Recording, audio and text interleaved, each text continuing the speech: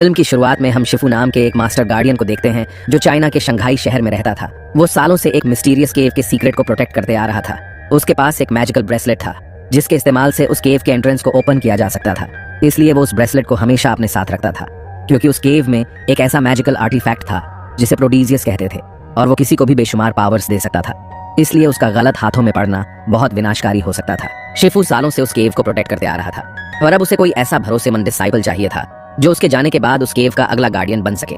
पर बहुत कोशिश के बाद भी उसे कोई भरोसेमंद डिसाइपल नहीं मिला। लेकिन जब उसने सारी उम्मीद खो दी थी तब एक रात उसे एक छोटी बच्ची मिली जिसे कोई छोड़ गया था। शिफू ने उस बच्ची को अडॉप्ट कर लिया और उसे फी नाम दिया। इसके बाद से वो उसे अपनी बेटी की तरह मानने लगा।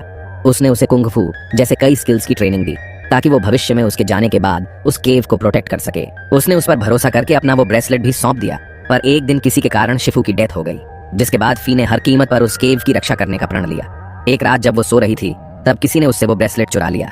इसके बाद से वो और सतर्क हो गई। दूसरी ओर हम फ्रांस के पेरिस शहर में मैरिनेट और एड्रियन नाम के दो कॉलेज स्टूडेंट्स को देखते हैं। मैरिनेट एड्रियन को बहुत पसंद करती थी पर वो आज तक उसे अपने लव को कन्फेस नहीं कर सकी थी। असल में मैरिनेट और एड्रियन दोनों सीक्रेटली एक सुपर हीरो थे जिनका नाम लेडीबग और कैट नोयर था। लेडीबग को अपनी पावर एक मैजिकल इयररिंग से मिलती थी, वही कैट नोयर के पावर का राज एक मैजिकल रिंग था। वो दोनों साथ मिलकर शहर में हो रहे जुर्म के खिलाफ फाइट करते थे और किसी को उनकी असली आइडेंटिटी का पता नहीं था। साथ ही लेडीबग और कैट नोयर को भी एक दूसरे की असली आइडेंटिटी के बारे में कुछ पता नहीं था। एक दिन मैरिनेट की मॉम उसे अपने अंकल वांग के यहाँ एक पैकेज भेजने के लिए पोस्टल सर्विस भेजती है जो असल में चाइना में रहते थे। पर रास्ते में उसे अपनी दोस्त से पता चलता है कि एड्रियन अपने डैड के साथ किसी काम से चाइना के शंघाई शहर गया है। ये बात जानकर वो बहुत सरप्राइज होती है। वो एड्रियन के लिए वहां जाने का फैसला करती है और वापस जाकर अपने पेरेंट्स को बताती है कि मैं खुद इस पैकेज को चाइना जाकर अपने अंकल को देना चाहती हूँ क्योंकि मैं कई सालों से उनसे पर्सनली नहीं मिली और वहां जाकर मैं वहां के रूट और कल्चर्स के बारे में भी जानना चाहती हूँ। ये सुनकर उसके पेरेंट्स बहुत खुश होते हैं क्योंकि वो हमेशा से चाहते थे कि मैरिनेट अपने पूर्वजों के कंट्री चाइना के रूट्स और कल्चर्स को करीब से महसूस करें। इसलिए वो उसे खुशी खुशी चाइना जाने के लिए अलाउ कर देते हैं और मैरिनेट फ्लाइट से वहां के लिए निकल जाती है। दूसरी ओर हम एड्रियन को अपने डैड गैब्रियल के साथ चाइना जाते देखते हैं। पर यहाँ हमें पता चलता है कि गैब्रियल के शंघाई शहर जाने का कारण कुछ और था और वो उस सीक्रेट केव में मौजूद उसी मैजिकल प्रोडिजियस को हासिल करना चाहता था ताकि वो बेशुमार पावर्स का हकदार बन सके। वो कल के दिन ही उस प्रोडिजियस को हासिल करने वाला था। उसके पास पहले से ही बटरफ्लाई मिराकुलस नामी एक मैजिकल जेम्स था जिसकी मदद से वो किसी को भी अपने वश में करके उनसे ईविल काम करवा सकता था। यहाँ हमें यह भी पता चलता है कि फी का वो मैजिकल ब्रेसलेट जो चोरी हो चुका था वो उसी के पास था।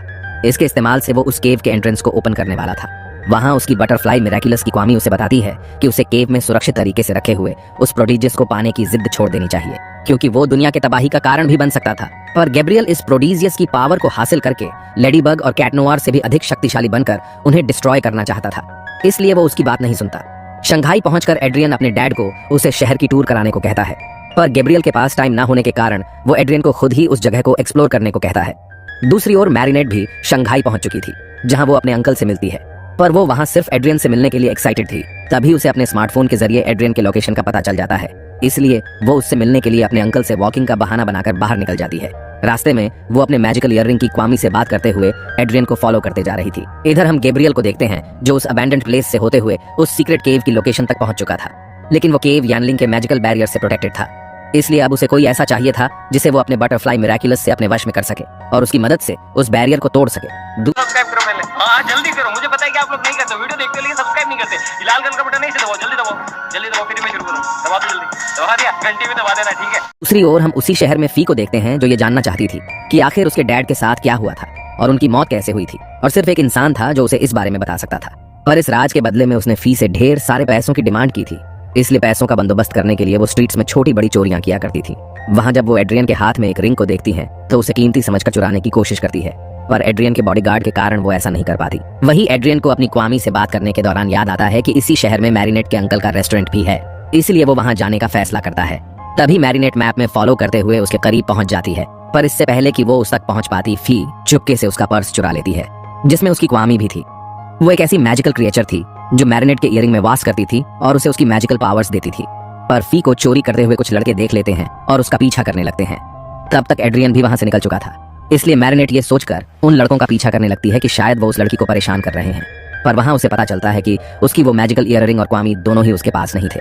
इसलिए अब वो लेडीबग में ट्रांसफॉर्म नहीं हो सकती थी। इधर फी कुंग फू स्किल के इस्तेमाल से उन लड़कों से अपना पीछा छुड़ा लेती है। दूसरी ओर एड्रियन मैरिनेट के अंकल के रेस्टोरेंट पहुंच चुका था और वहाँ वो ये जानकर बहुत खुश होता है कि मैरिनेट भी इसी शहर में है, इसलिए वो उसके आने तक वहीं उसका वेट करने का फैसला करता है। दूसरी ओर मैरिनेट का पर्स चोरी होने के साथ ही उसका स्मार्टफोन भी छिन चुका था, इसलिए बिना मैप की सहायता के वो घर नहीं जा सकती थी और ट्रांसलेटर ना होने के कारण उसे वहाँ के लोगों से कम्युनिकेट करने में भी बहुत परेशानी हो रही थी, क्योंकि वहाँ सभी चाइनीज भाषा बोलते थे। इधर फी मैरिनेट से चोरी की गई चीजों को एक पॉन शॉप में ले जाती है, जहाँ का ओनर कैश को उसके डैड शिफू की मौत का रहस्य पता था, जिसके बदले में उसने फी से पैसों की मांग की थी। पर कैश उन चीजों से बिल्कुल इंप्रेस नहीं होता और उनकी बहुत कम कीमत लगाता है। ये सुनकर फी बहुत गुस्सा हो जाती है और कैश से कहती है कि इतने कम प्राइस में ये चीज तुम्हें देने से अच्छा मैं इन्हें उसी बेचारी लड़की को वापस लौटा दूं जिससे मैंने ये चीजें चुराई थी।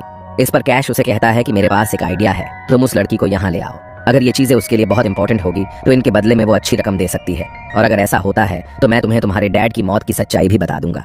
फी के पास और कोई उपाय ना होने के कारण वो मैरिनेट को ढूंढने निकल जाती है और फाइनली उसकी आईडी की मदद से वो उस तक पहुंच भी जाती है।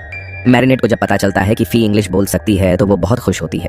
उसके बाद वो फी को अपनी परेशानी बताती है कि किसी ने मेरा स्मार्टफोन, पर्स और ईयररिंग सब कुछ चुरा लिया और उनके बिना अब मैं घर भी नहीं जा सकती। उसकी बात सुनकर फी उसकी मदद करने के लिए तैयार हो जाती है और उसे उसी पॉन शॉप लेकर जाने लगती है। मैरिनेट उससे मिलकर बहुत खुश होती है और वो दोनों बहुत अच्छे दोस्त बन जाते हैं। दूसरी ओर वांग के बहुत कॉल करने के बाद भी जब मैरिनेट कॉल रिसीव नहीं करती तो एड्रियन उसे ढूंढने जाने का फैसला करता है और वो चुपके से अपने मैजिकल रिंग और क्वामी की मदद से कैट नोवार में ट्रांसफॉर्म हो जाता है और मैरिनेट को ढूंढने निकल जाता है। इधर फी मैरिनेट को लेकर उसी शॉप पहुंचती है। वहां मैरिनेट अपने ईयरिंग को देखकर बहुत खुश होती है, पर कैश उसके चीजों को वापस लौटाने के बदले में ढेर सारे पैसों की मांग करता है। ये सुनने के बाद फी कैश से मैरिनेट की मजबूरी का फायदा उठाने के कारण उस पर बहुत गुस्सा हो जाती है।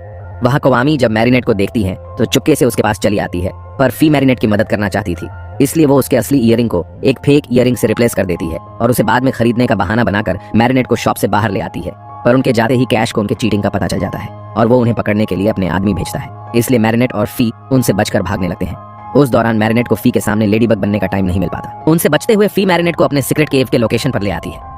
वहां वो मैरिनेट को अपनी सारी सच्चाई बता देती है कि वो इस मैजिकल केव की प्रोटेक्टर है, पर एक रात उसका एक ब्रेसलेट चोरी हो गया। उस ब्रेसलेट की मदद से इस केव के एंट्रेंस को आसानी से ओपन किया जा सकता था, जिसके बाद इसमें छुपे एक पावरफुल मैजिकल आर्टिफैक्ट प्रोडीजियस को हासिल करना बहुत आसान हो जाता। इसलिए वो किसी भी कीमत पर उस प्रोडीजियस को किसी और के हाथों नहीं लगने दे सकती थी। वहां गैब्रियल पहले से ही मौजूद था, जो किसी को उस केव के मैजिकल बैरियर को तोड़ने के लिए वश में करने की फिराक में था। तभी कैश उनका पीछा करते हुए वहां पहुंच जाता है।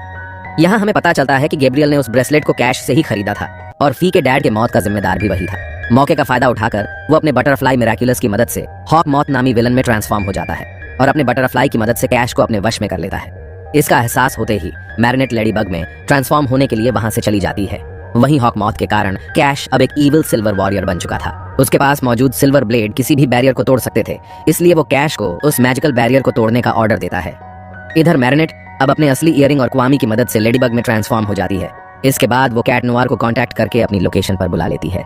दूसरी ओर फी कैश को उस मैजिकल बैरियर को तोड़ने से रोकने के लिए उसका सामना करने की कोशिश करती है, पर हॉक मॉथ उसे वहां से दूर फेंक देता है और कैश फाइनली उस बैरियर को तोड़ देता है, पर लेडीबग फी को बचा लेती है।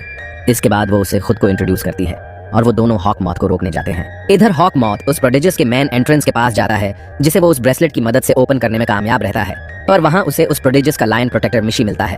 पर हॉक मॉथ को बस उस प्रोडिजियस से मतलब था, इसलिए वो उसे लेने के बाद कैश को मिसी का सामना करने के लिए छोड़ जाता है। पर तभी वहां लेडीबग उसे रोकने आ जाती है और फी को वो प्रोडिजियस मिल जाता है, पर कैश अपने सिल्वर ब्लेड के कारण लेडीबग पर बहुत भारी पड़ता है। तब फी उस प्रोडिजियस नेकलेस को अपने गले में पहन लेती है, जिससे उसकी पावर एक्टिवेट होने लगती है और उसकी मदद से फी लेडी ड्रैगन नामी सुपर हीरो में ट्रांसफॉर्म हो जाती है। जिसके बाद उसे कई तरह के एनिमल स्पिरिट नजर आने लगते हैं, जो सभी उसे अलग अलग एनिमल्स में ट्रांसफॉर्म कर सकते थे।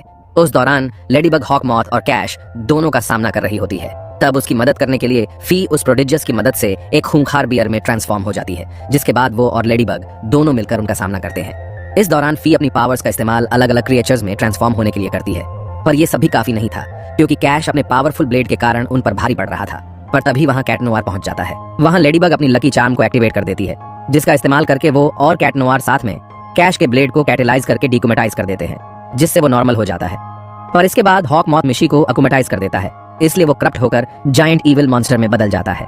अब वो हॉक मॉथ के कंट्रोल से भी बाहर हो जाता है और उसे भी डिस्ट्रॉय करके शहर को तबाह करने के लिए उस तरफ जाने लगता है, जिससे पूरे शहर में उसका आतंक शुरू हो जाता है। लेडीबग और उसके बाकी दोनों साथी भी उसके पावर के आगे टिक नहीं पाते। कैट नोवार उसे रोकने में खुद भी डिस्ट्रॉय हो जाता है। अब उसे रोकने का सिर्फ एक ही तरीका था, जिसके लिए फी को पावरफुल ड्रैगन में ट्रांसफॉर्म होना पड़ता। पर वो अपने आप को इसके लिए वर्दी नहीं मानती थी।